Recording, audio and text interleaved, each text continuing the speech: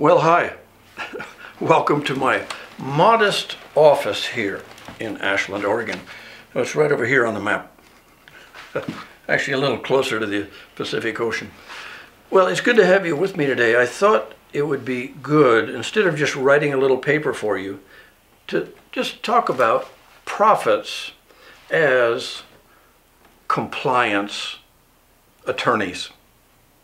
You know, I do a communications course, and sometimes I meet with a business and walk through a business, helping them do, work through communication, have a workshop, and hopefully people become better communicators. Well, one of the things I've learned is that most any business this day has to have a compliance attorney, somebody appointed to making sure that the company is compliant with what? Federal rules, OSHA, making sure that you hire enough minorities or women, or not hiring children, being compliant. Now, God entered into a covenant with the nation of Israel. And I want you to remember these three parts of a covenant. We'll have a separate video on this, but every covenant has, and pictured here, parties, terms, and promises.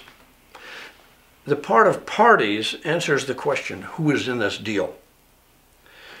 Terms is about conditions or stipulations. We might put the little word if in there.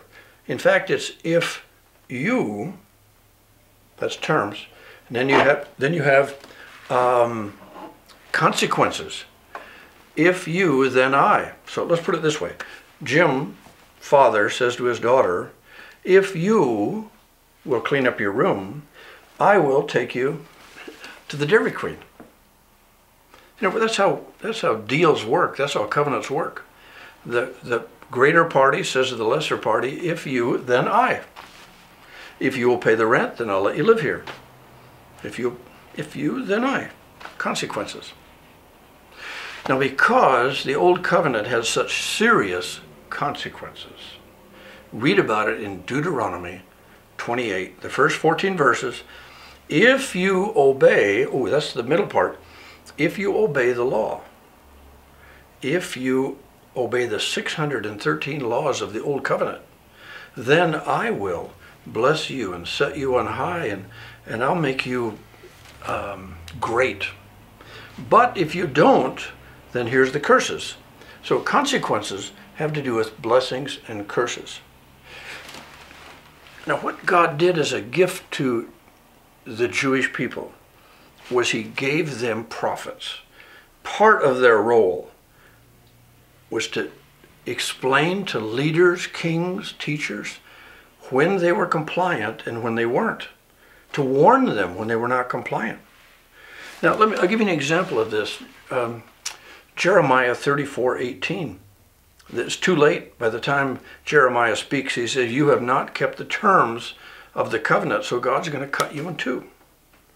Well, it would have been better to listen earlier when the prophet was saying, if you don't obey, if you don't comply, then you're going to be in trouble. Well, you know what happened to those prophets? They were hated. What king wanted a prophet looking over his shoulder, always telling him, hey, you better shape up here, you better shape up there? So young Stephen, in the early chapters of the book of Acts, asked the Sanhedrin, who were gathered, which of the prophets did our fathers not murder? Or Jesus said, O Jerusalem, Jerusalem, thou who kills the prophets, how often I wanted to gather you in. The prophets. So the prophets were there as compliance attorneys. They were a gift to Israel to help them stay on the straight and narrow. Compliance attorneys, God's gift to Israel. I hope that helps a little bit. Nice meeting with you.